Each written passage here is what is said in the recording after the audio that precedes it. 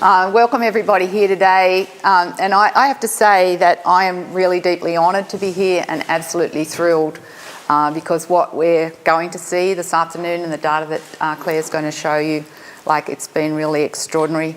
And Miah and Jenny and the rest of the family, like you're the champions here. You're a legend, really. It's all very well to come and listen to this, overseas expert from Australia, blah, blah, blah. But a lot of people go, oh, that's all very interesting, and then that's the end of it. But, you actually came back and said, I'm going to try some of these things, and it takes a lot of courage to do that. And then your neighbours will say that, you've probably lost the plot, and all the things that we hear around the world where people are trying new things, that they get a lot of grief from their neighbours and other people that really don't want to change, because change is very threatening. I'm hugely impressed with what you've done, and I know what you're going to do in the future. This place is going to be transformed, and so it's very exciting for me to be part of this.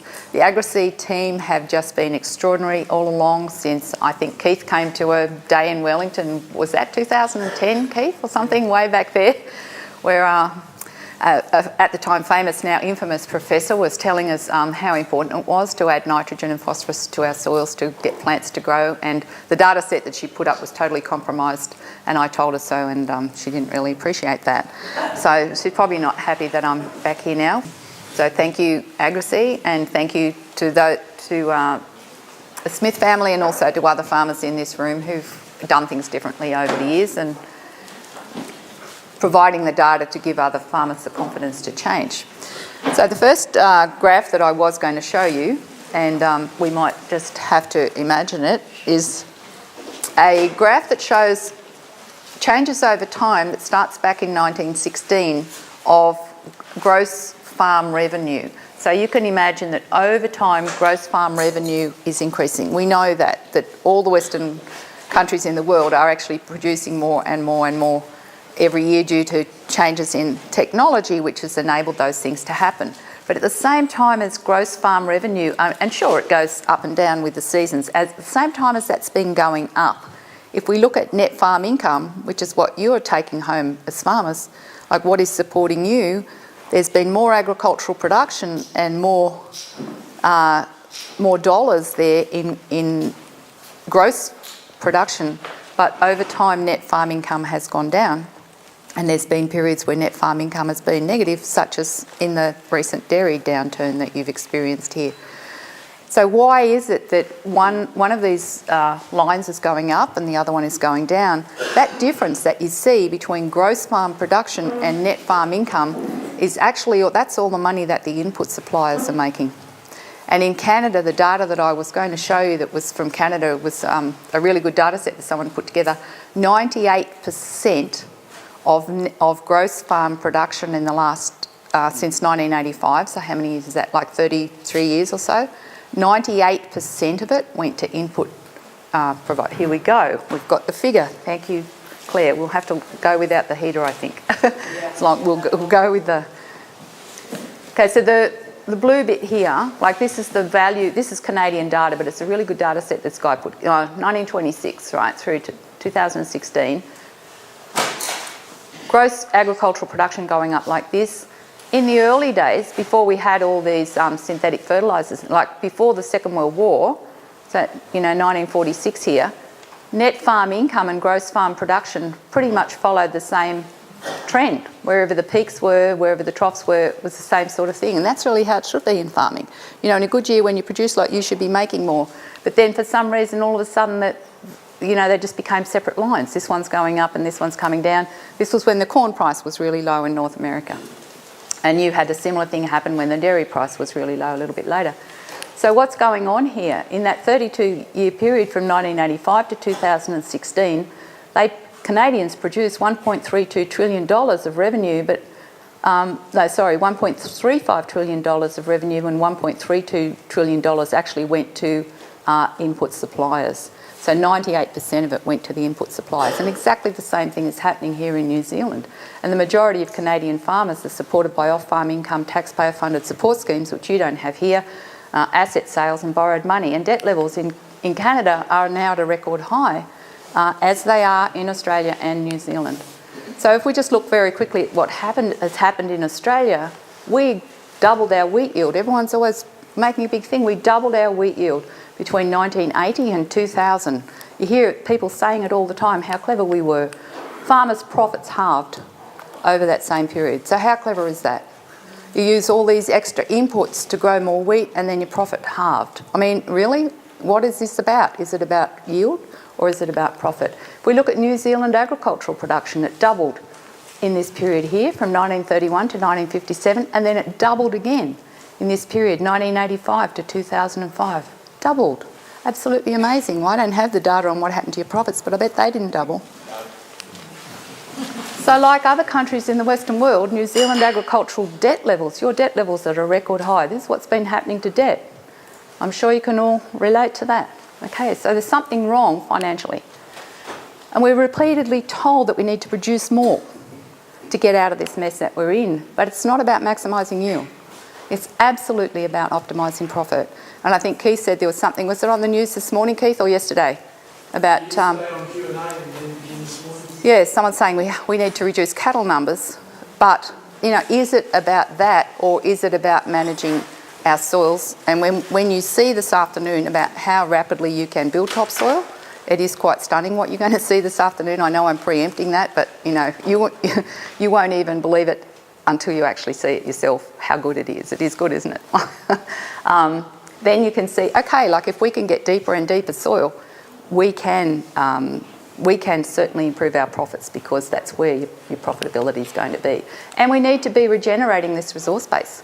We can't keep producing all this stuff and losing money while we're doing it and having things going downhill, because the recent Land, Air and Water report that came out on the 19th of April this year, our land, this is New Zealand I'm talking about, 192 million tonnes of soil are eroded in New Zealand every year. It's all very well to go, oh yes, those forestry things up there on those steep slopes. Well, 44% of that 192 million tonnes came from pastures. Well, how many million tonnes of other things do you export from New Zealand? Nothing like 192 million tonnes. So New Zealand's largest export is actually your most precious asset, your soil. You are exporting more soil than any other product by far. Order of magnitudes more. I mean, is that sustainable to be losing all that soil? And that Land and Water report also showed, Land, Air and Water, 65% of dairy sites had below target range for macroporosity. That was the terminology that they used in the report. In other words, the soils were compacted. Well, that's probably not news to dairy farmers. And 51% of dairy sites had excess soil P. Well, having looked at results from here, I'd say I'm not surprised. I cannot believe the P levels here. They're way, way too high. And I cannot believe that fertiliser reps are still telling you need to be putting more on. It's incredibly counterproductive to microbial activity in the soil. And what is it that agriculture is about at the end of the day? Yes, it's about making a profit. Yes, it's about, hopefully, about building soil or maintaining soil health. But it's also about food. Some of you will have seen this data before, and I'm going to go through it really quickly because we've got a lot of ground to cover today. But this is what we are here for, really, is to produce food, and there is something fundamentally wrong with our food production system because the nutritional value of today's food is lower than at any point in history, and this is the case in every country in the Western world, New Zealand, Australia, North America, Canada, South Africa, and throughout Europe. Hello, somebody's alarm going off. You'd need to eat twice as much meat, 3 times as much fruit, and 4 to 5 times as many vegetables just to get the same amount of minerals available in the same foods in 1940. So what I'm talking about is mineral depletion in industrially produced, if you like, food. If you're growing it in your own backyard with lots of compost and that sort of thing, and Agrisea, of course, it will still have all the minerals in it. But mineral depletion in vegetables in this 50-year period, 1940 to 1991, like it's absolutely massive. And even before 1940, there was still mineral depletion. So this data, which is also on my website, if anyone's interested, I'm not going to go into it in any detail today. This is Dr. David Thomas. It was published in Nutrition and Health in 2003. And if you go onto the Amazing Carbon website, it's the very first article. It's called Light Farming, and all the data's there and the paper's there, and you can research it further. But, copper was the main 76% reduction in copper. You might say, so what? Is that really important to our health? Well, yes, every metabolic reaction that takes place in your body requires an enzyme. So if this molecule is going to be in this form and it's going to get transformed to another form where it's like active in your body, it has to have an enzyme, and every single enzyme has to have a catalyst. You can have the enzyme there, if there's no catalyst, it still can't work. And the catalysts are metals, like copper and zinc and selenium. Those kinds of things are important catalysts in our body, and as I'm going to get to in a moment, our bodies aren't functioning as well as they should be these days. So if copper's declined by 76%, then our immune systems are not going to work as well. Calcium is important for your bones. It's declined by almost half. Iron we need for energy. It's part of haemoglobin in our blood. 30% less iron. Magnesium we need for good heart function. In fact, magnesium's involved in 300 different functions in the human body, and so on. And these declines, so they're declines in fruit and vegetables, in vegetables, and the mineral and trace element deficiencies that we see in plants are actually transferred through the food chain, of course, into our bodies, but also into our animals' bodies. So if we look average of 10 kinds of meat over that same period, same author, and all this is on my website, we see the same things. Copper, calcium, iron, magnesium, potassium have all declined. So if iron's declined by 54%, for example, in meat, it means if you took the same cut from the same aged animal of the same breed, and grown in the same paddock, but they were 50 years apart, that the one now would have half the amount of iron in that same amount of meat. I mean, the nutrient decline in our foods is absolutely extraordinary. But we're seeing the same nutrient decline in our pastures, which I'll get to in a moment. And there's an underlying cause behind the whole thing. So it doesn't matter what we eat, whether fruits, vegetables or meat, our diet is minerally depleted compared to a comparable diet in 1940, and so is the diet of our grazing livestock. What's happened in the human population is that there's been a dramatic increase in the incidence of over 80 different autoimmune disorders in recent years. Whenever I've been giving these talks, there'll be people in the audience who either have an autoimmune disorder or someone in their family does.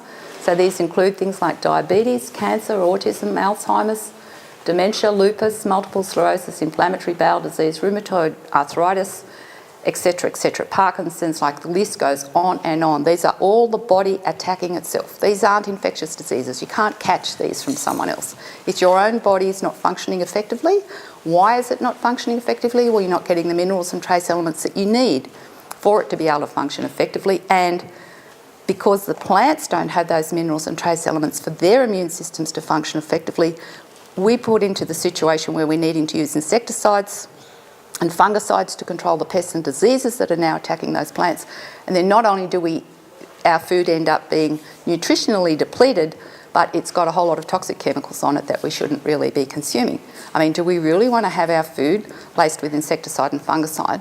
Well, farmers not doing that deliberately. None of you, I'm sure, enjoy going out spraying chemicals, but if you have to save a crop or save a pasture or something, then you're put into a situation where you do need to use those things. But why are you in that situation where you need to use those things? Because we haven't had to use them if we go far enough back in the past. Autoimmune disorders currently affect 1 in 6 people in the Western world, and the numbers are growing daily. If we look at, just even to take autism, for example, they're predicting that, can't remember the year now, that 1 in 2 children, it's not very far from now, 1 in 2 children are going to be born autistic. So it's really going to change our social fabric. I'm not saying it's good or bad, I'm just saying things are going to change, and it's all to do with what we're eating. You are what you eat. Even back in the early 1900s, over 100 years ago, Professor William Albrecht, who some of you will be familiar with the Albrecht papers, he said the loss of human and animal health can be related directly to the soil. And he was warning people about this. And it's got a whole lot worse since then. So what has the effect of this mineral depletion been actually on our plants? Well, what we're seeing in New Zealand and what we're seeing around the world. If plants themselves are minerally depleted, they have increased susceptibility to pests and diseases, like grass grub. They require the application of insecticides and fungicides. And then all these things reduce farmers' profits and add unnecessary chemicals to the food chain. So I think if you look at the financial side, if you look at the soil loss side, if you look at what's actually happening to food production, I think everyone would agree that the current approach to farming and food production has been a big fail.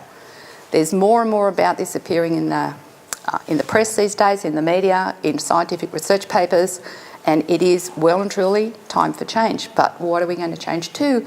And what are the things that we need to change? And how can we make this profitable? How can we make it more profitable, in fact, than it's been in the past, while also being productive? And also, we need to regenerate the resource base at the same time, and we need to improve the quality of our food. You think this is a big ask? Well, not really, because the principles are fairly simple.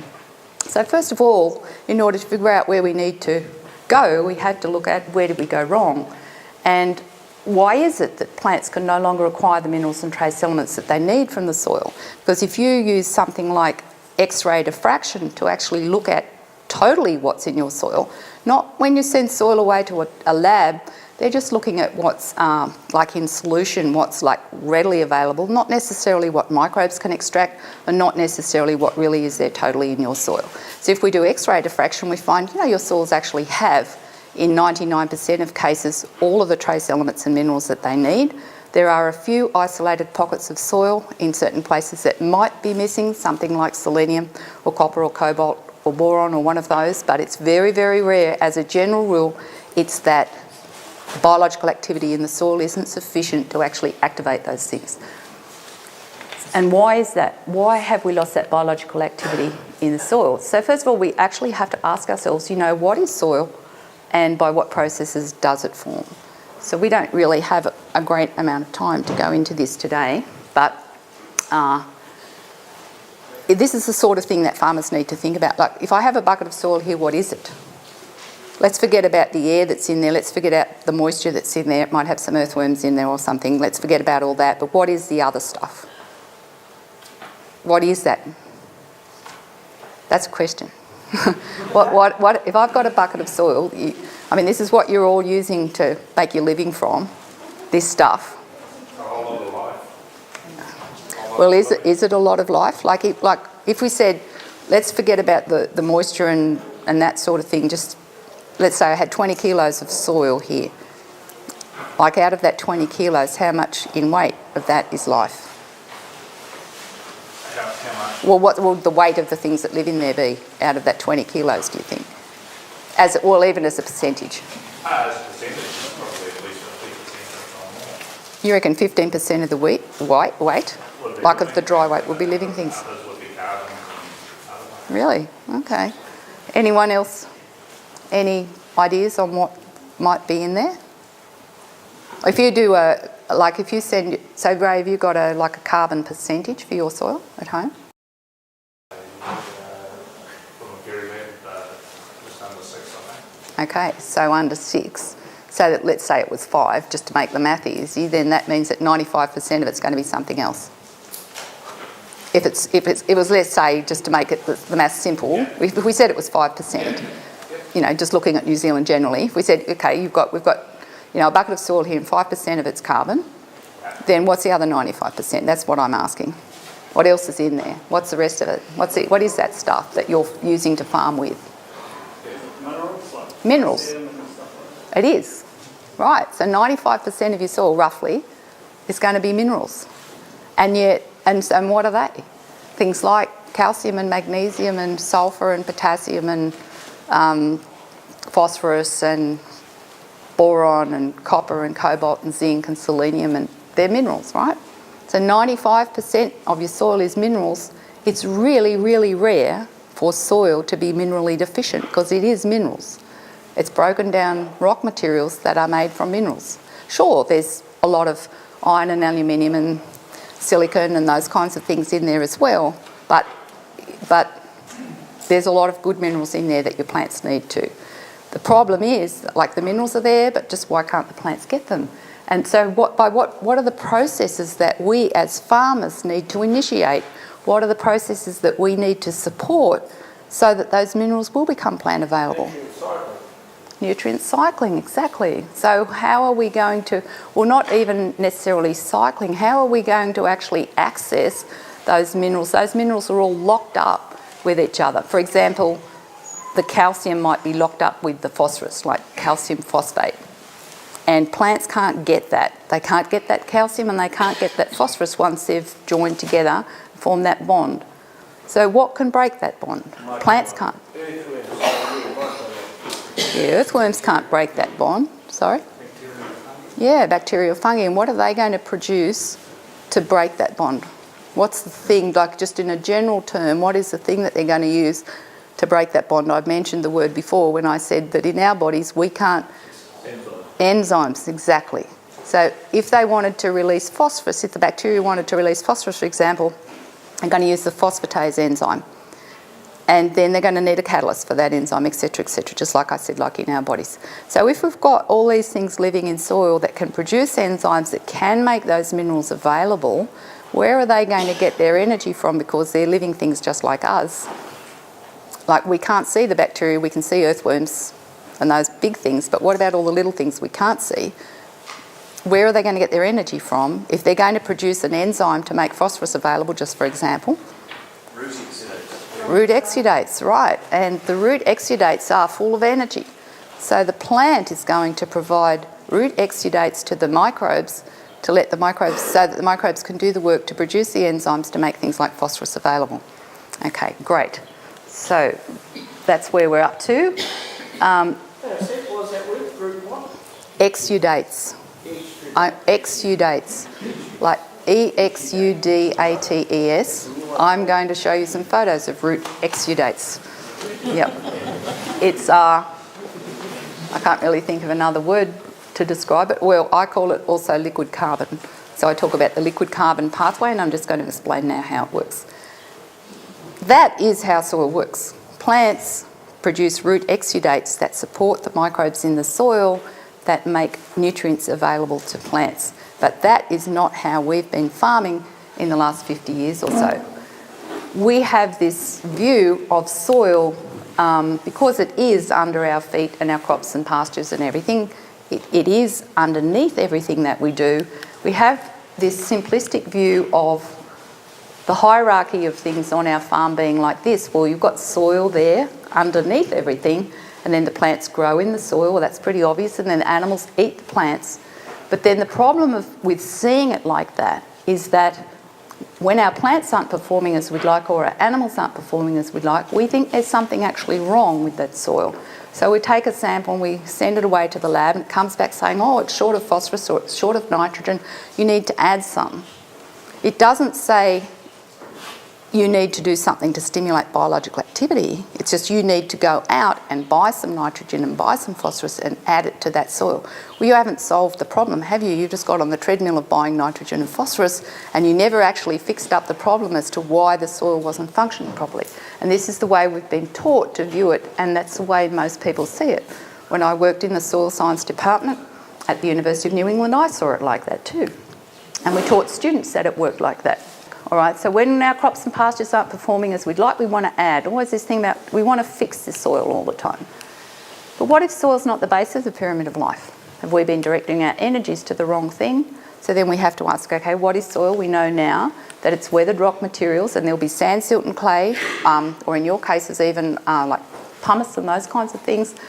But they have to have been in contact with plant roots.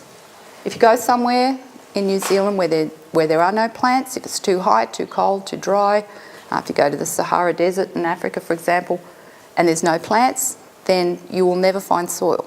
Anywhere in the world that there aren't plants and plant roots, you won't find topsoil. So as farmers, we have to be looking really closely at the plant roots. How deep are they? How many of them are there? What different kinds are there? And are they actively exuding energy into the soil to feed the microbes? And I think you'll see really clearly by the end of today how important plant roots are, and that's the main thing that you need to be looking at. And of course the energy for those roots is going to come from the plant tops, and we need to look at those. So green plants are going to capture light and carbon dioxide from the atmosphere in the miracle of photosynthesis. They're actually going to turn this trace gas, carbon dioxide, into and capture light and transform it to a biochemical form in the shape of glucose, and a whole lot of, like, there are thousands of carbon compounds that actually come out of plant roots.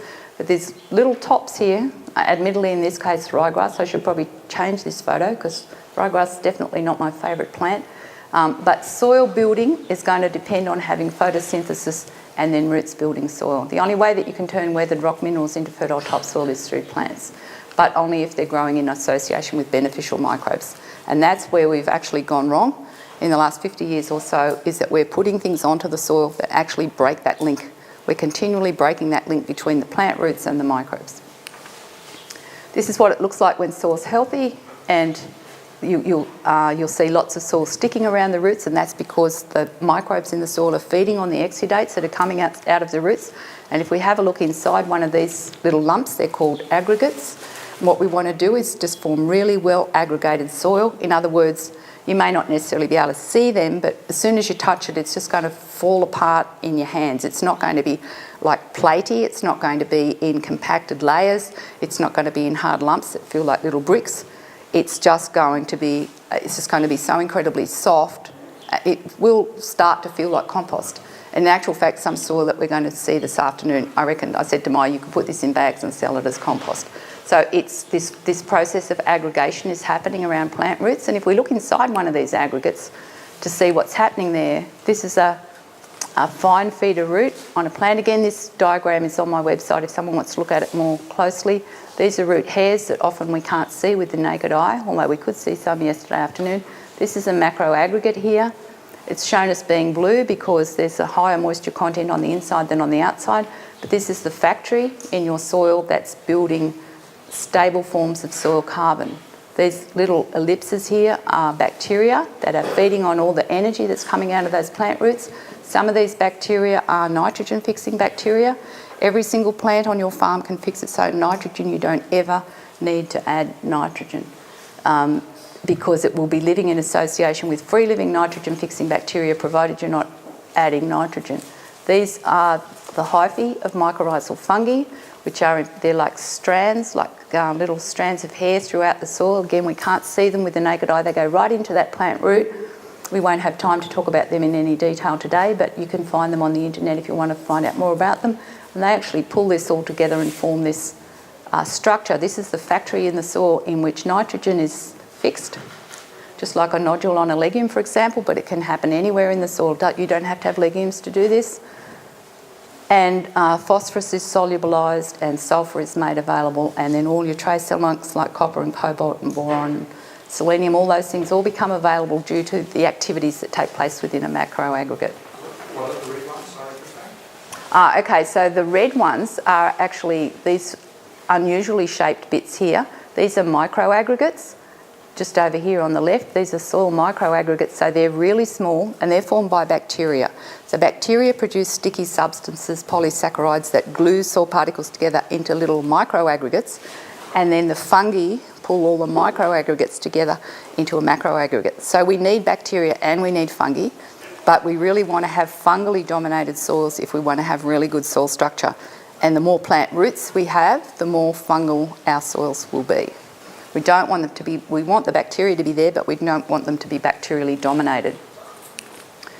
And the humus that we're making inside a macro aggregate, it's not possible to make it outside because the nitrogen fixation is inhibited by oxygen. It's going to be about 60% carbon, 6 to 8% nitrogen, 1 to 2% phosphorus and 0.8 to 1.5% S and sulphur. And you say, well, why am I being so particular about those numbers? It's because it doesn't matter where humus is formed in the world, what kind of soil, what kind of environment, under what kind of plants, always has the same ratio. Nobody knows why, but it's a biological process. It's a biological product, just like human bone, I suppose. Like the composition of human bone is going to be pretty much the same no matter where in the world you're living at the time your body is forming bone. And I think the processes that we see in our body where we make things like bone, teeth, hair, all that sort of biological processes, how we take minerals and join them all together to make those kinds of products, is the same sort of thing as what we see happening in soil, how the microbes can take those raw ingredients and link them all together to form really important things for soil like humus. Humus is fundamental to the water holding capacity of the soil, to the nutrient exchange, the cation exchange capacity, to, like in these kinds of soils here that are heavily leached. Miah mentioned about potassium going through the soil profile. Well, the more humus you're forming in the soil, the more it's going to hang on to that and stop that leaching. It's great for hanging on to boron as well, which is also readily leached in high rainfall environments. And that means that if you've got more humus in your soil hanging on to those things in the root zone, right there where plants can get them, and they're not going deeper through where plants can't get them, then obviously there's less of those things that you need to put on. So you keep putting those things on, and if the soil doesn't have a high humic content, they're just leaching straight through and out of the range of roots. So it's important for holding important minerals in the root zone. And if you add all those things together, they only come to about 70%. The other 30% are the minerals in the soil that actually complex with that carbon, nitrogen, phosphorus and sulphur and form a very, very stable compound. Once it's actually complexed with the minerals, you can't really remove it, or you can't lose it. I guess that's the important thing. Miah was asking yesterday, now we've built all this lovely topsoil, could we lose it? You could lose it by burying the soil and losing it through erosion, or cultivating it and having a big storm come and wash it away, or that sort of thing. But if you maintain the biological activity, you won't lose your humus. It stays there once it's formed for hundreds or even thousands of years. So it's great stuff. And this is what it looks like if you take a 3D, just looking at a 3D photo of the soil. This is compacted soil, where there's none of this. When you get aggregation in the soil, it makes it all nice and soft and crumbly and porous like that. It's easy for the air to get in, easy for water to get in, easy for things like earthworms to move around. And when soil loses that aggregation, everything just compacts and fits into a smaller space.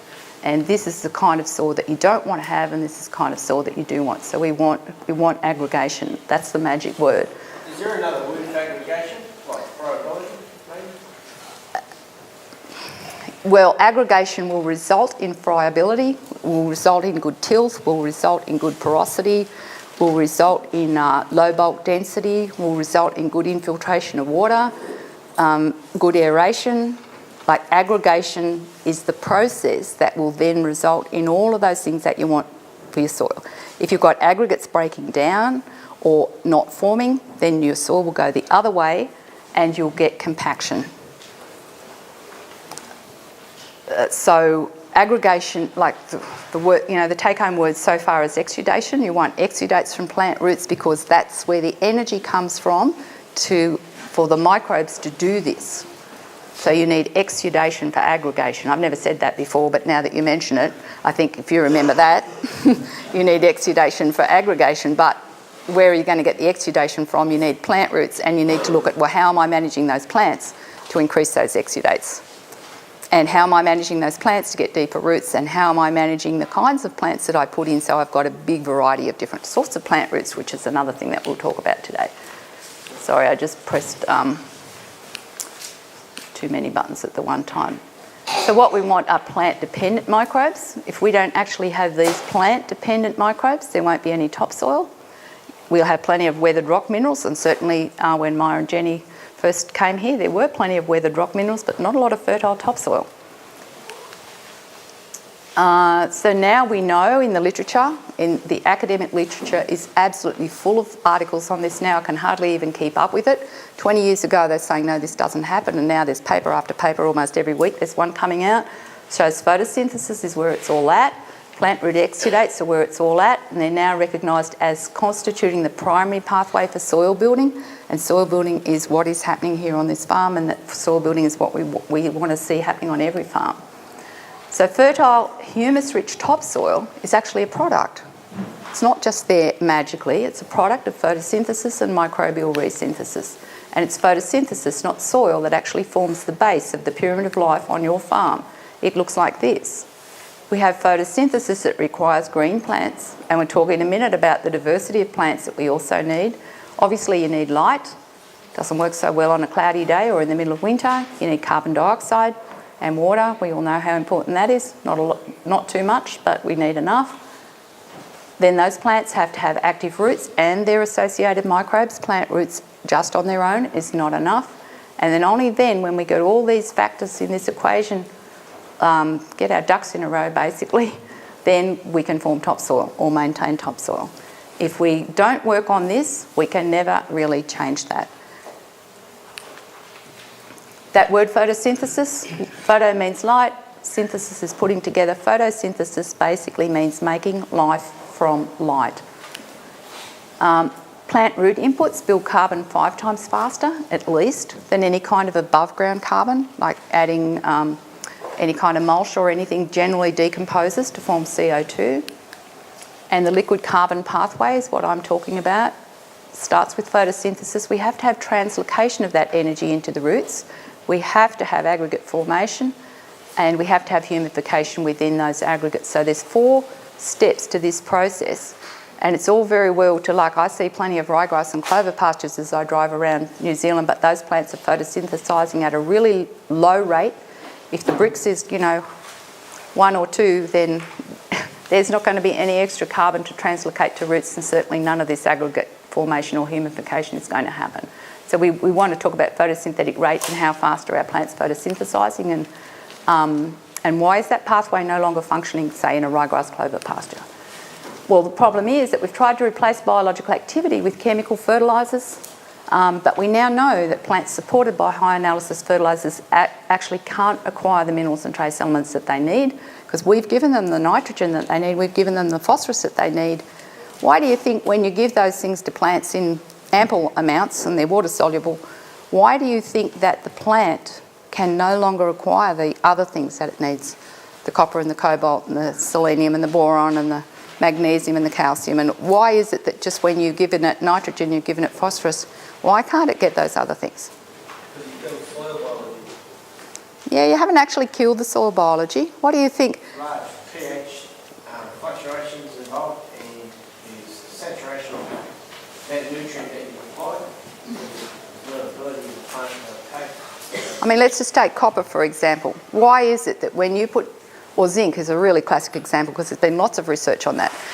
In our wheat crops, for example, in Australia, when we apply phosphorus to wheat, or put phosphorus under the seed when we plant wheat, our plants become zinc deficient. Why would that be? And then you have to apply zinc as well. If you use phosphorus, you have to use zinc as well, otherwise they'll be zinc deficient. Blocking. Why would that be? Because you're reducing the numbers to a point, the biology numbers to a point where there's not enough activity going on. Okay, so we've just put a bit of DAP or MAP or something under the seed. So we've got thousands of tonnes of topsoil. We might have put 100 kilos out. So it's a drop in the ocean. We put it right under the seed and drop the seed on top of it. Sorry? It's lazy. Put your... Say that once more. Because the fertiliser is right there for the farm to take. The farm doesn't have to go any further to get it. Thank you. That's the answer. So the plant can't grow without nitrogen, the plant can't grow without phosphorus. So when a seed germinates, the very first things it would do would form, in a natural environment, would form relationships with microbes in the soil that can fix atmospheric nitrogen, that can solubilise phosphorus, because it can't grow without those. In the process of releasing all of those exudates into the soil, all that liquid carbon, to feed those microbes that can fix nitrogen and can solubilise phosphorus, it's also feeding a whole lot of other microbes. And the number of microbes in the rhizosphere can be in the trillions, absolutely trillions of microbes in the rhizosphere of plants. They all live just around plant roots.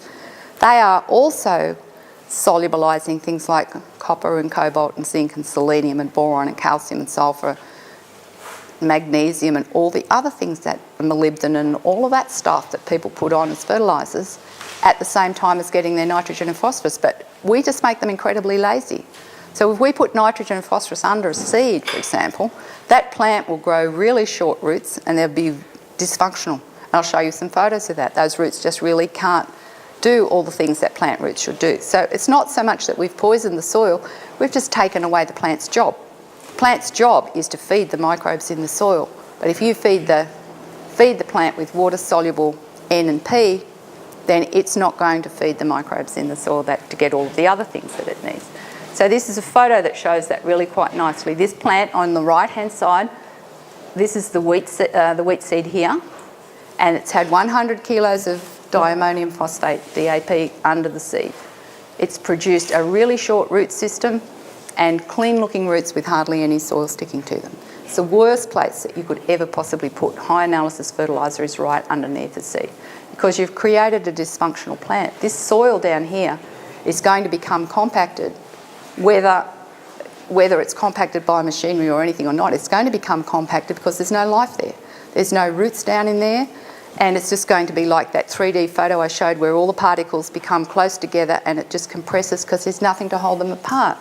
These plants here on your left are grown just like a couple of metres away. This is on a research trial at the university in a biologically supported soil. It hasn't had nitrogen and phosphorus put underneath the seed.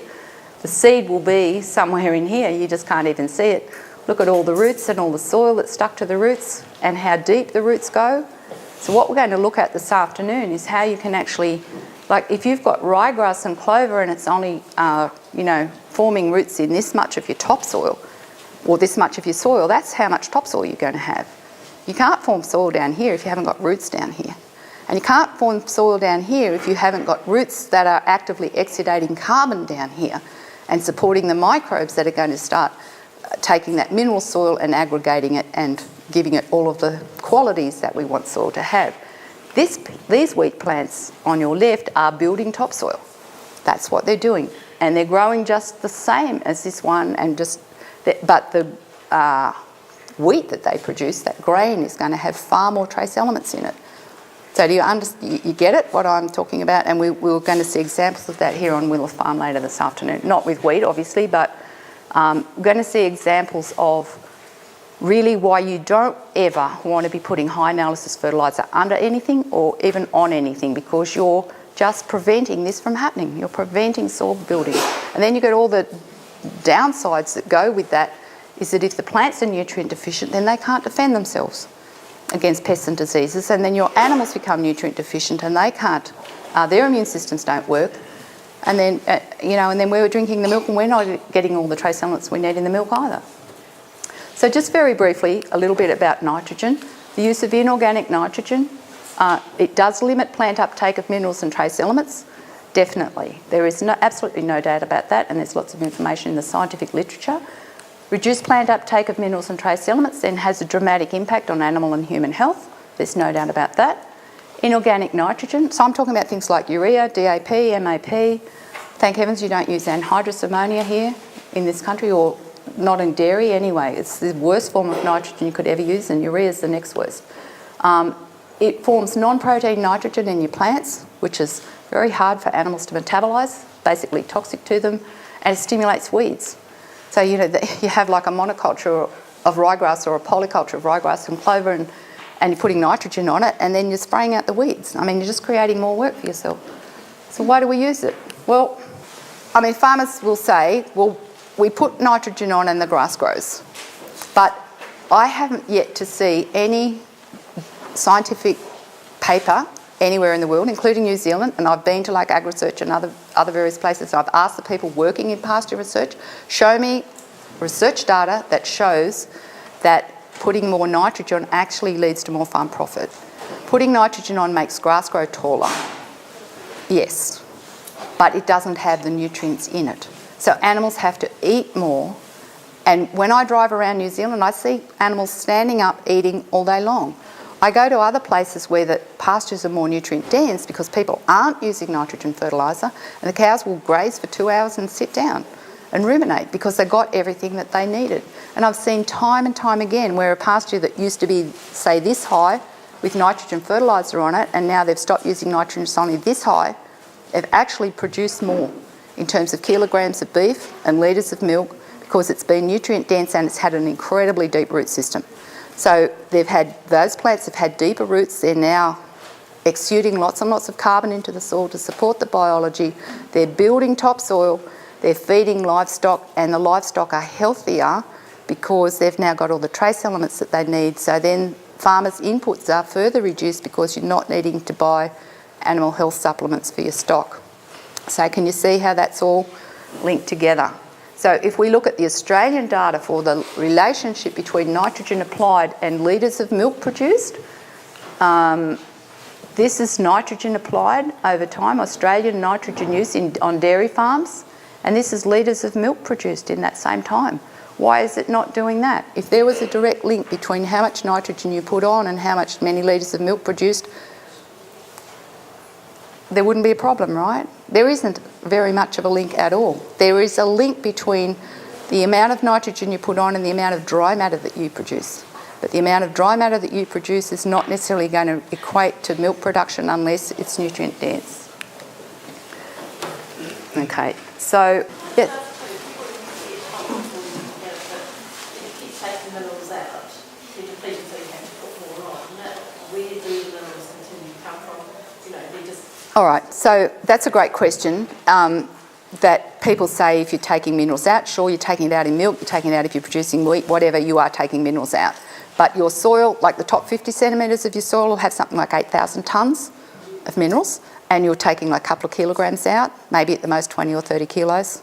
So you've probably still got enough for like 10,000 or 20,000 years, unless you've, discovered the secret to eternal life, you probably don't have to worry too much. But remember that in the time that it honestly is, I just gave some workshops in South Australia, and I had the,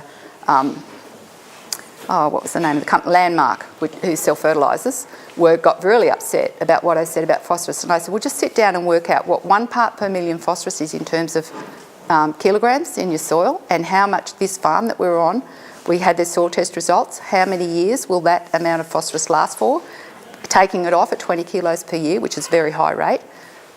And the guy sat down there and did the sums, and he said, 3,000 years.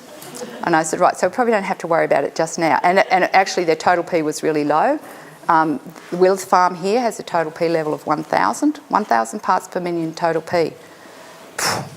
Boy, it's almost too much. So just to get back to nitrogen, the other thing is, and you'll see this in the literature, that people think that plants can only take nitrogen in the inorganic form. That's as ammonium or nitrate.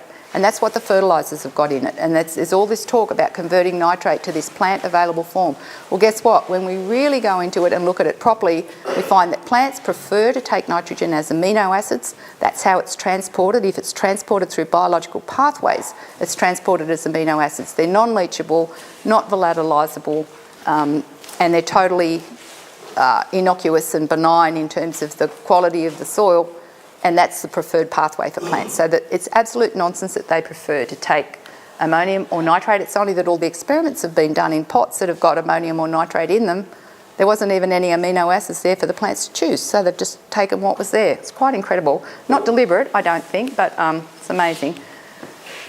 So there's very much a biased emphasis on this inorganic N in the literature, not anything about, and if you just go to Google, not anything about organic N. If you go to Google and just ask for the nitrogen cycle, show me a diagram of the nitrogen cycle, you'll get something like this. It's got gaseous atmospheric nitrogen. There's 78% of it, right? 78% of the air we're breathing is nitrogen. They've got this little arrow that says bacterial fixation, and it stops right there. They don't even tell you what happens after that. They're just like, well, that's a non-event. Then they've got this red tractor here. I always think red's danger. And fertilisers. And then from fertilisers, you've got runoff, leaching, eutrophication. And then they talk about the inorganic cycle with ammonium, nitrates, denitrification, gaseous losses, like all these issues associated with fertilisers. And yet this bacterial fixation arrow is going nowhere on this graph. And that's just what you see when you go into the literature. They're not telling you about this, which is nitrogen fixed in the biologically, a biological form is non-leachable and non-volatilisable, and it's stable, and that's what we want. This is the diagram that you should be finding on the internet, where we have N2, which is how it is in the atmosphere. It's totally inert. Plants cannot access atmospheric nitrogen. They rely on bacteria called diazotrophs. This is dinitrogen. We call it nitrogen, but it's actually dinitrogen, and diazotrophs are just things in the soil that can utilise nitrogen for their energy. So troph is just like energy, food, trophic webs, that sort of thing. I don't want to go into all the detail of this, but this is like the centre of the picture, and that's how we should see nitrogen fixation. So this is biological nitrogen fixation.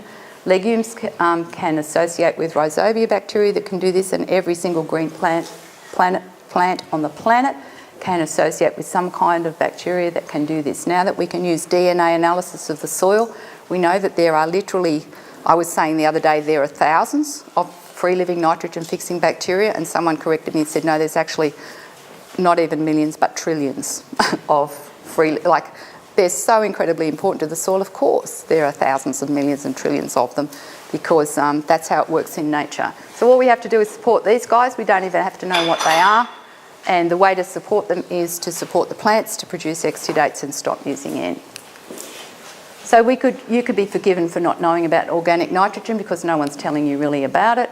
thousands of different microbes, okay, not restricted to legumes. And of course, what you do hear about is all the off-site impacts of high analysis fertilisers, and you know, this I think is going to catalyse a lot of change in New Zealand, the kinds of things you see in the media with polluted water. I mean, it's totally unnecessary. It is totally unnecessary to use NEN. And the other thing is, well, applied nitrogen, if it's inorganic, it's only 10 to 40% of it is taken up by the plants in the year of application, which is why 60 to 90% is going to denitrify, volatilise, leach, or just run off from the surface.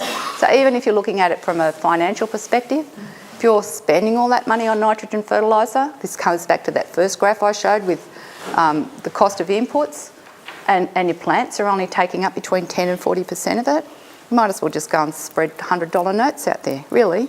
You're doing a heck of a lot of damage to your soils, to the water, and it's not profitable for you because plants aren't even taking up everything that you're putting out there. Yeah, so just stop you for a second. So this is all good and well, it's great information, but where is it shown in overseas? Like when I do my nutrient budget, when I remove all my dairy farm for a year, I remove all inorganic nitrogen inputs. I'm still reaching well above what the proposed plant change plan limits are. You're not using any nitrogen? I'm not using any nitrogen. Don't use the foliar feed stuff like with seaweed and that for the last 3 years. But I still leach around the 60 kilo. How do you know? Overseas. Ah, well, yes. Well, we have to do something about overseer, don't we? Yeah. Obviously, overseer is going to have to change. And the people that have developed overseer are going to have to come to farms like this and have a look and see what soil building actually looks like. Have they been here? Oh, yeah, I know that they... I know about all that. But, I mean, overseer is clearly overlooking the major biological pathways in soil for fixing nitrogen and preventing leaching. It's obviously not in there. They're not aware of it, and they're basing the whole model on the fact that, on an assumption that you're using inorganic forms of nitrogen. And on an assumption that nitrogen is going to be converted to an inorganic form in your soil. So it's actually... Most of it is modelled off cow urine. Exactly. And why have the cows got high urine in... Why have the cows got high N in the urine? Because they're consuming ryegrass and clover pastures that are somewhere between 25 and 32% nitrogen, or crude protein, sorry. So when it's in the rumen, it's producing a huge amount of ammonia, which gets absorbed into the blood, and then the liver, which is toxic, ammonia is toxic, so the liver has to do something about that ammonia that's dissolved in the blood, and it converts it to blood urea nitrogen, and then the body has to do something about excreting the blood urea nitrogen, the BUN, so it goes into the milk as milk urea nitrogen, and into the urine as urinary N. And that's why New Zealand cows have the highest N levels, urinary N levels of any cows on the planet. It's why New Zealand cows have the highest MUN levels of any cows on the planet. An American asked me the other day, oh, you must use a different scale in New Zealand for measuring MUN because ours are all under 15 and yours are like, 40, 50, 60 or something. I said, no, it's the same scale. They're just ridiculously high in New Zealand. And anything that's over 18 or 19, MUN over 18 or 19, is going to lead to infertility rates. Well, hello, look at the empty rates in New Zealand. Like, why aren't farmers being told about the relationship between MUN and empty rates? It's almost a direct line. If you have high MUN, you're going to have high empty rates. Our MUN levels should be all under 15, but they're not. And it's the pasture that's the problem. It's ryegrass and clover that is the problem. And we're going to see this afternoon that you can improve ryegrass and clover a certain amount. Sorry? What's the alternative to ryegrass? Well, we're going to see that this afternoon. You're going to see something pretty amazing this afternoon. Like, you can make ryegrass and clover a little bit better, but then when you get away from ryegrass and clover, it's a whole new world. And you can build lots of topsoil and you can get away from all the issues with high MUN, nitrogen leaching, all of it. But you still need to use a biological fertiliser. Like, you can't, there's no point in getting away from ryegrass and clover and still using, you have to, like, the first thing is, well, a whole lot of things. You have to wean off using high analysis fertilisers, and you have to wean off ryegrass and clover pastures. Preferably do both things together. Okay, ryegrass and clover is never ever going to do it. Ever. Okay? Just an idea. What was that again, kind of draft you go report? What was the second window? What was that draft for? It was just called, biological nitrogen fixation. Biological nitrogen. Yeah, biological nitrogen fixation. Again, people think that only legumes are capable of biological nitrogen fixation because we have got this fixation on clovers in New Zealand, like rye grass and rye grass. Well, if you need some nitrogen, put clovers in there. But the rye grass can fix fix nitrogen itself in the right environment. And all the things that we're going to see this afternoon in the multi-species crop are all perfectly capable. There's been no nitrogen put on the paddock that you're going to see this afternoon for 3 years, and it's luxurious and it's obviously not nitrogen deficient. Where are those plants getting their nitrogen from? They're just getting it from the atmosphere, and they're supporting bacteria in the soil that are capable of fixing it. And they're fixing organic nitrogen, so it can't leach, it can't volatilise, and they're building beautiful topsoil. So you'll see it all together. That's why I'm saying I'm really excited about today, because this is the future for farming in New Zealand, and there's going to have to be a few changes made there in terms of species composition of the pastures and how they're managed. All right, so enough about N. So the way around the problem is optimising photosynthesis. So that's going to be through diversity and the avoidance of high analysis fertilisers. And you can't just not use, you still have to support life in the soil. So when I'm talking about fertilisers, I'm just talking about these, water-soluble N and water-soluble P. We definitely have seen incredible results here with using Agrisea to support the biology in the soil. But it's a combination, you really get the big bang for the buck when you add that and the diversity together. So that's going to optimise their nutrition. Now here's something where Miah admitted that he went cold turkey, which I don't recommend, but he did it. What I recommend is that if you are using high rates of N, that in the first year you only reduce it by 20%. And then, sorry Miah, when we were talking about this yesterday, I said then 50.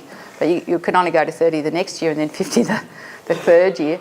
The reason for that is that free-living nitrogen-fixing bacteria, these guys that you have trillions of in your soil, if you keep using nitrogen fertiliser all the time, the plant's not supporting them, so they'll only be there in really, really low populations. So if you just pull the N and go cold turkey, then you are going to get a drop-off in production because their numbers haven't built up sufficiently to support the plant.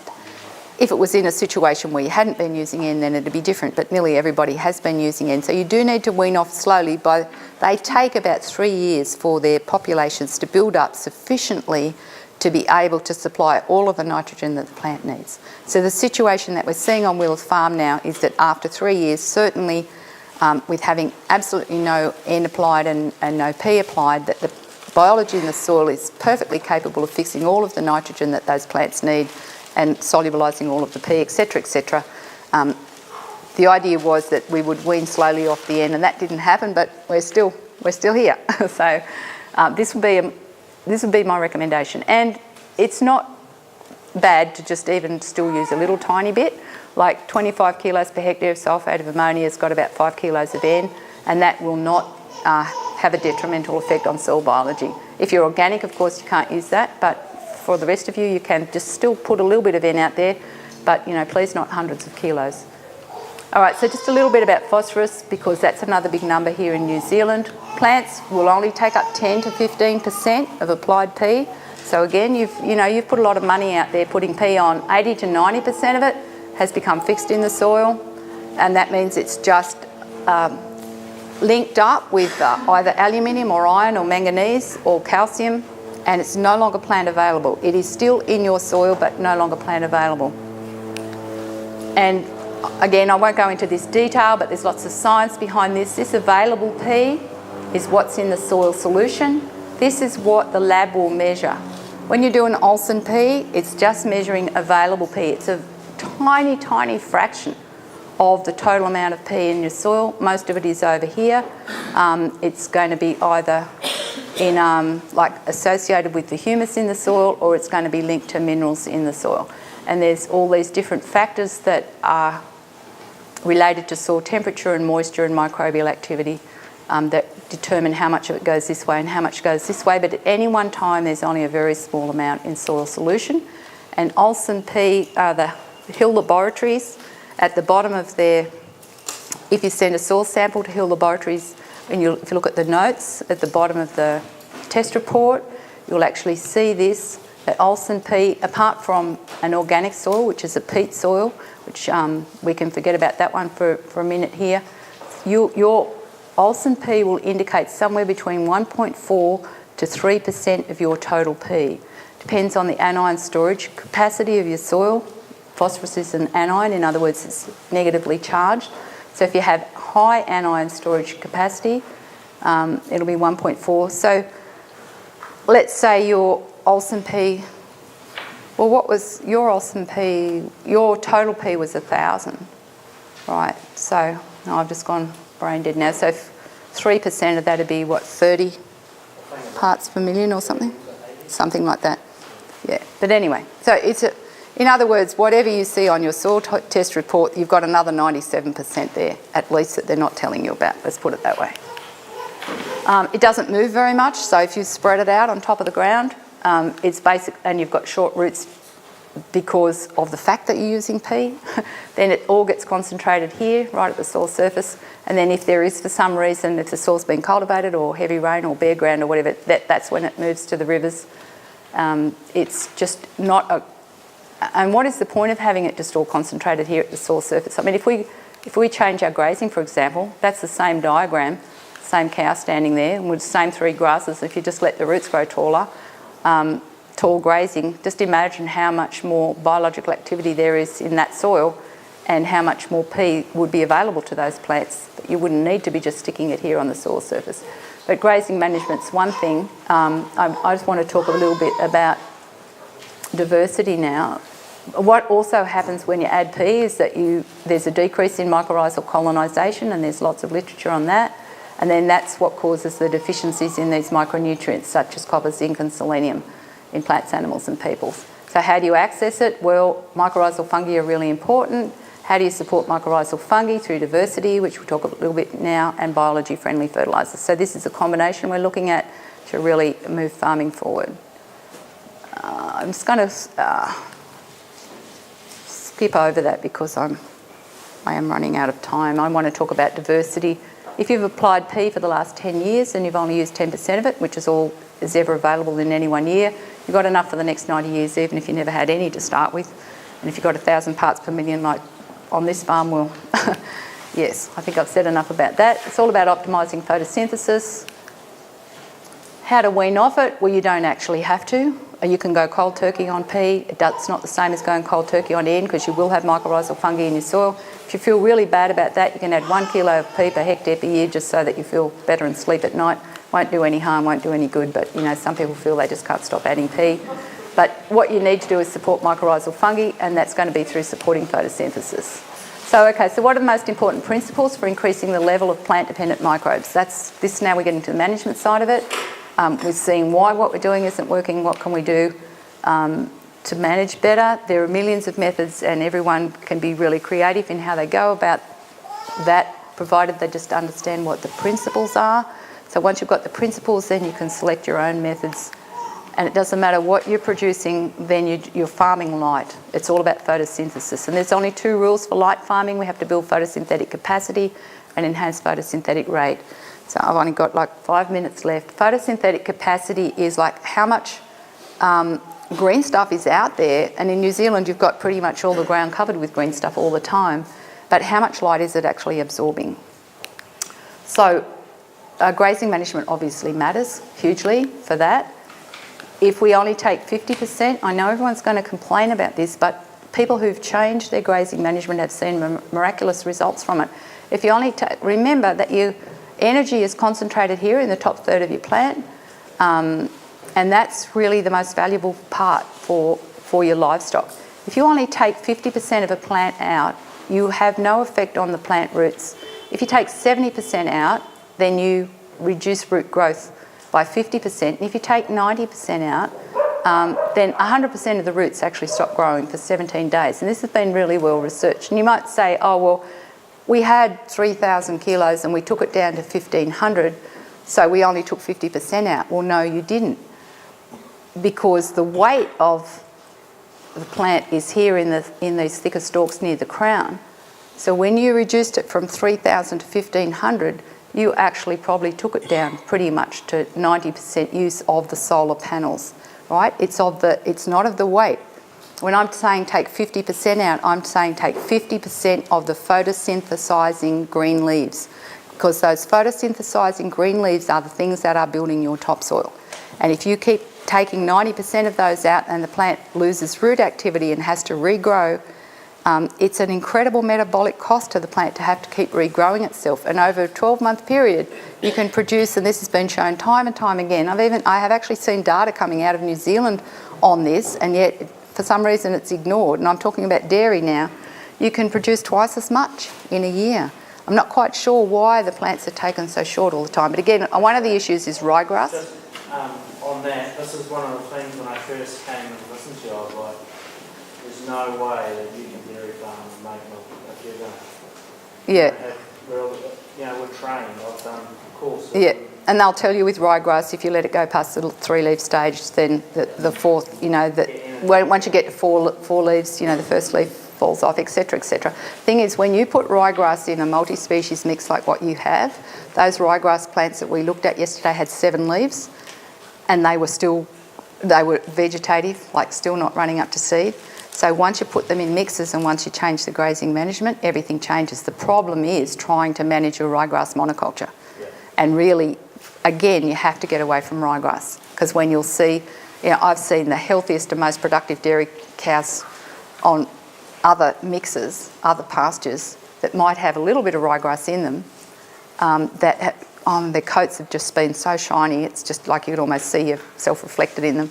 And the milk production's been incredibly high, and really high butter fat, really low somatic cell counts, like all these things, but you can't do it on ryegrass. So I think that's one of the big messages that's coming out today. It's really hard to do this on ryegrass. I'm just going to skip over that. The other thing is just about weeds. If you graze your pastures really short all the time and they've got short root systems, if this happened to be a weed, well, it gets, and they don't graze that, then it gets more than its fair share of all the water and nutrients, and it's getting all the nutrients that these plants don't get. So grazing management, again, if you've got multi-species, this is not an issue anymore, because if you just got like all ryegrass and a few weeds sticking up, then the weeds get more than their fair share. I was going to show you a case study, but I haven't got time, so I'm just going to skip over this. Some of you have seen this before. Colin has like grazing management where you can never see the sheep's knees. And again, it's not totally relevant to dairy, I don't suppose. He's pasture crops, so he's got good photosynthetic capacity all the time. He's never got bare ground. And I was going to show you, I guess, this comparison. This is what he's done to his topsoil compared to the neighbour over the fence. And basically this afternoon you're going to see the same thing here, so I probably don't need to show you Colin's. He has built carbon, like this is the increases in his soil carbon down here at 30 centimetres. He's got 4 times as much soil carbon. This is where you want to see these changes. All very well to get changes up there, but we want deep, healthy soils, and it's all to do with plant roots. Short roots, they can't build soil down here. The way you manage your plants, longer roots, and the kinds of plants that you have. just want to get to the diversity, but what Colin has done with the change in his grazing management is like his calcium's come up 177%, magnesium 38%, so on. 50% more nitrogen, 50% more phosphorus. He doesn't add any of these things, and they've all increased in his soil, and we spent about $10,000 measuring everything in his soil, so I can guarantee that all these numbers are correct. And also increased trace elements, his copper's come up 100%, zinc, cobalt, boron, 17% increase in selenium simply by getting deeper roots and increasing biological activity in his soil. But I haven't got time to discuss that in too much detail, because what I want to talk now... Where is that farm site? Colin Size in Golgong in central west of New South Wales. I've got a paper on my website called Carbon That Counts, and it's got a photo, that same photo of those 2 soil profiles. And if you go to amazingcarbon.com, you'll find Carbon That Counts, and it's got all the information and all of those increases I showed you in the minerals and everything. Just haven't got time to talk about it, because I do want to talk about photosynthetic rates. So you can increase photosynthetic capacity, but you can also dramatically increase the rate at which plants photosynthesize.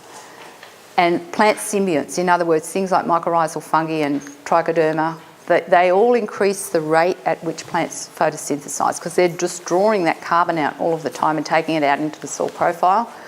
And they're very protective against disease as well. So the more of those you have in your pastures, the less diseases and other things that you'll have.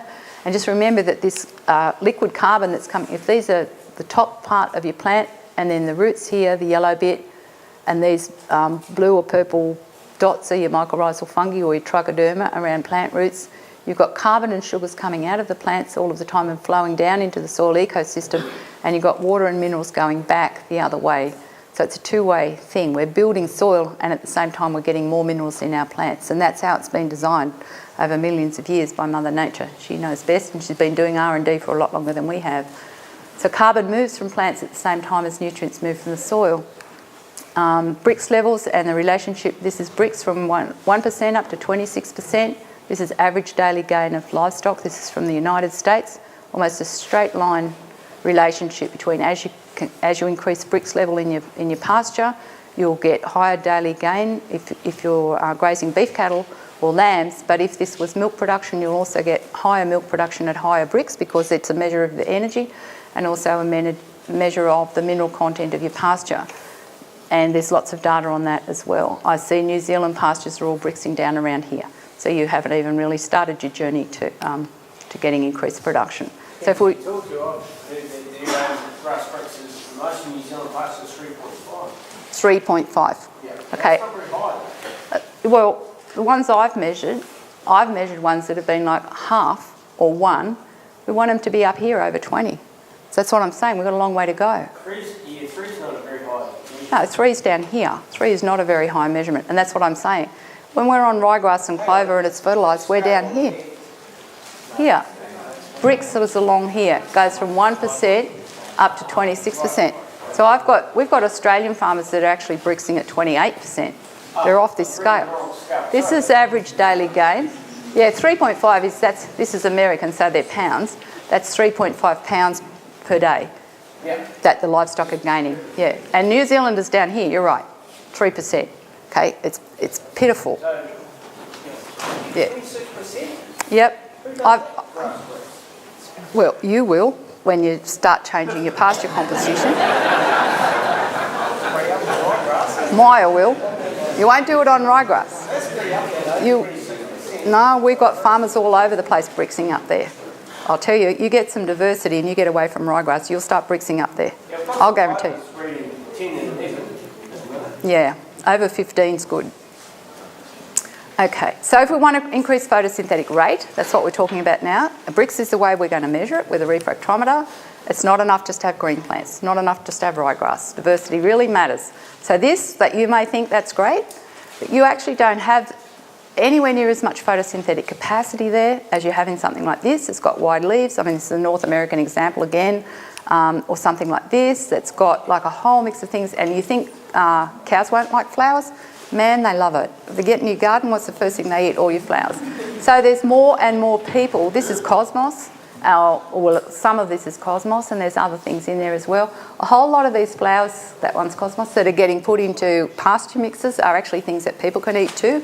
And now there's quite often, if you eat out at an elite restaurant, they'll garnish your plate with flowers that are edible.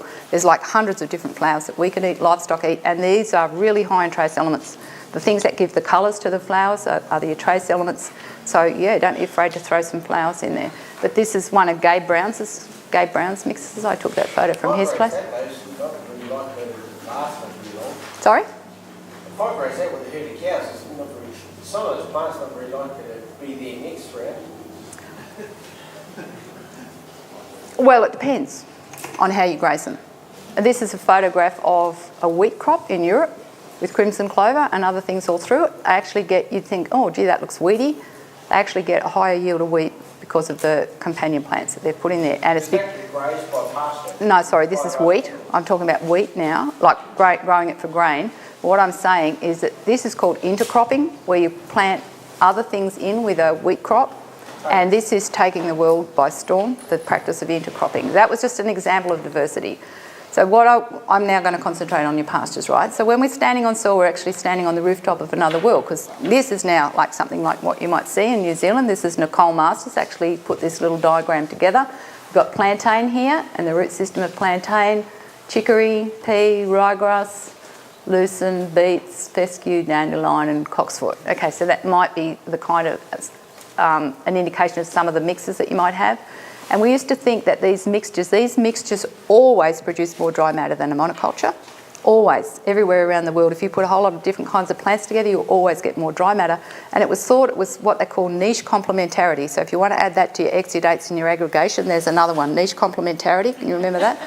What that means is that different kinds of root architecture explore different parts of the soil. So this lucerne plant's got a deep taproot. It's able to obtain minerals right down here, whereas something else like this pea plant that's actually sort of spread its roots sideways, it's not obtaining anything from down here. So you think, okay, if I put all these different kinds of plants together, then they're exploring different parts of the soil, so my yield can be higher because of the fact that they're not competing with each other so much. But now we know that there's a lot more to that story. Now we know that all these plants are actually joined up by the mycorrhizal fungi that are colonising their roots, are linking the plants together, as well as colonising these plants. They're supporting each other. So they're swapping minerals all the time, swapping carbon all the time, and the mycorrhizal fungi are keeping the whole community going. Now, again, I've run out of time and I haven't left myself enough time to explain why that works, but the way that works is that the mycorrhizal fungi are totally plant dependent. So they can't be there unless there's a living plant there. All of their energy comes from a living plant.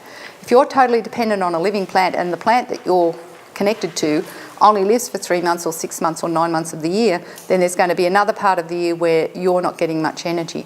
But if you're connected to a total plant community that's got some plants in it that are active in summer and some that are active in autumn, some that are active in winter and some that are active in spring, and they've all got different specialities in terms of when they photosynthesize the most, then that plant community, and if we think about grasslands, where I know you didn't have grasslands here, but where your grasses have come from is from grasslands that had somewhere between 300 and 500 different species in them.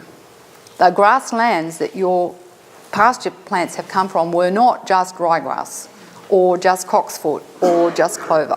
They had hundreds of different kinds of plants, and at any time of the year that it rained, those grasslands would be able to be productive, and so they were green all year round. Now, if you look at this from the perspective of mycorrhizal fungi, if they're connected to all of those plants in what we call a common mycorrhizal network, then the plant that you first colonised, if that one for some reason dies or isn't active at that time of the year, you're still connected to all of these others. And it's to the benefit of mycorrhizal fungi to be part of a community rather than part of just a monoculture. And what we see is that when we have plant communities, provided we've got over a certain number of species, like over 8 is a good idea, and from different functional groups, so we've got some grasses and some tall herbs and some short herbs, and sometimes there's little tiny things that grow in pastures that don't produce a lot of dry matter, but they contribute hugely to these common mycorrhizal networks and actually keep the whole community going. So it's all about plant communities, and when you change that plant community structure, you change everything hugely. Christine, could you just comment on, most of us in this room have probably got excess P levels, and I've read and been told that the mycorrhizal fungi is ineffective with excess P. Yeah, it's inhibited by excess P, that's true. Is that a problem? Well, you definitely don't want to be adding any more, and you just have to hope that over time it'll become locked up with some aluminium or iron or manganese or something and taken out of solution. So as long as you keep, but I mean that could take some time.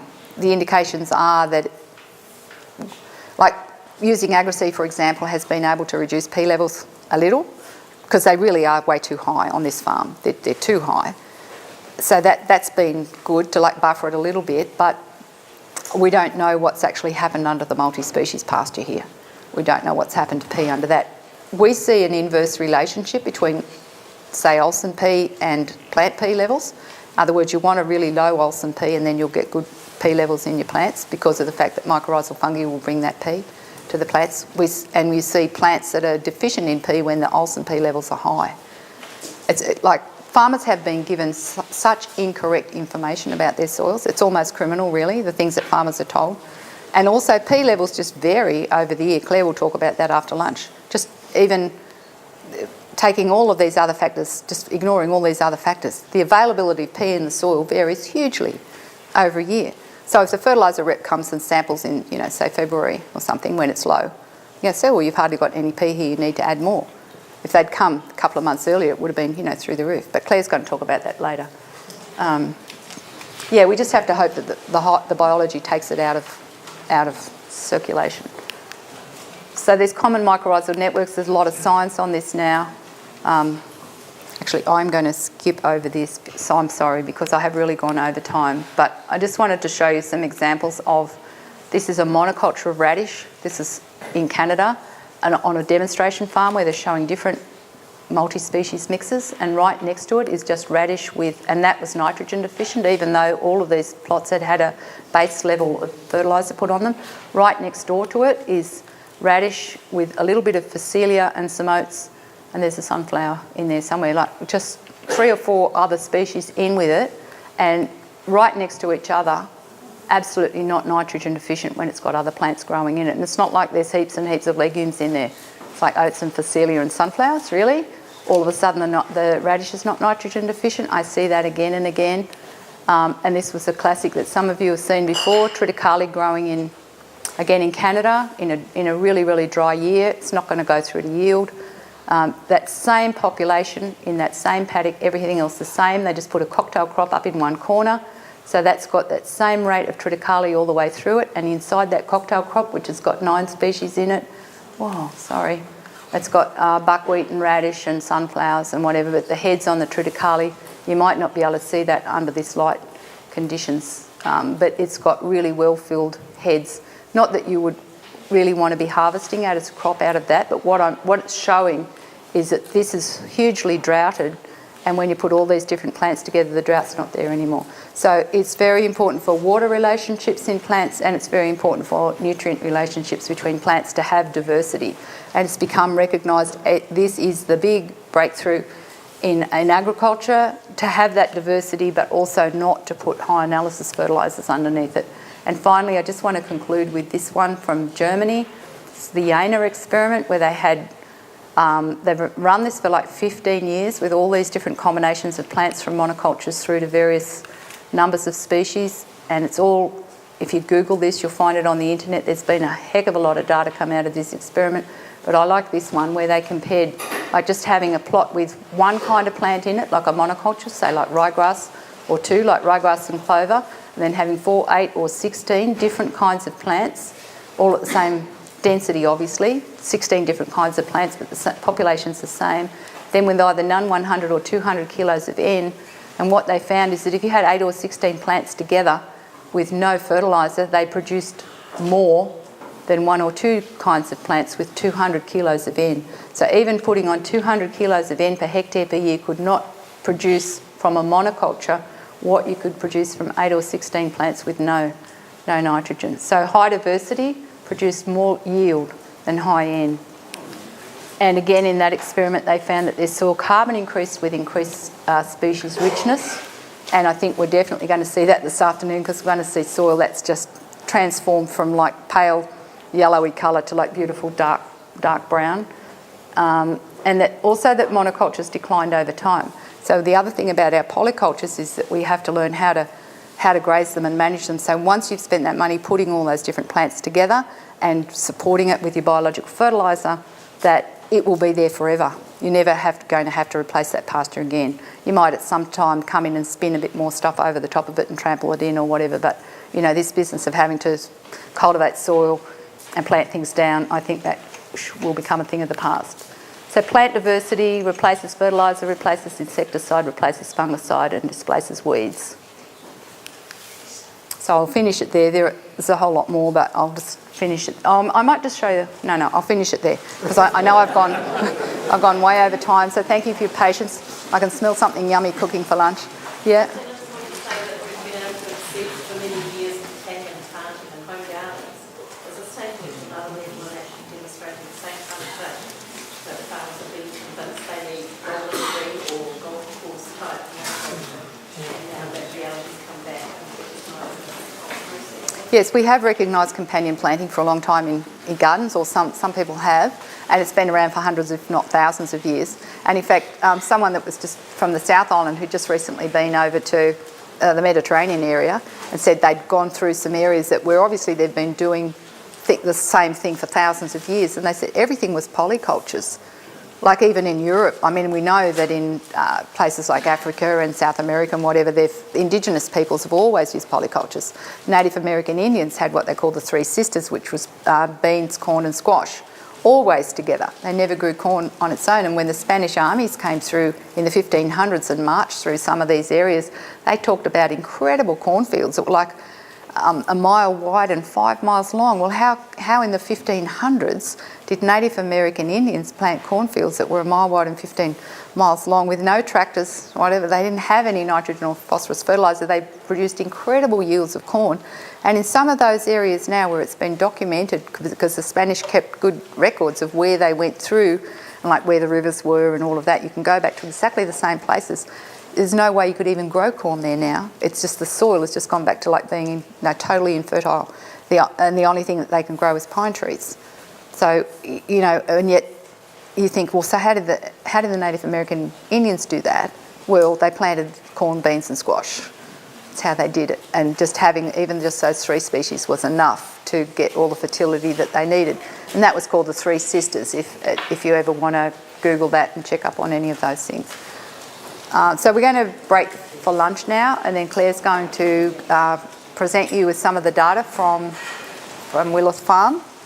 And then after that, we're actually going to go out and dig some holes and have a look to see what's happening in the soil out there. Okay, thank you.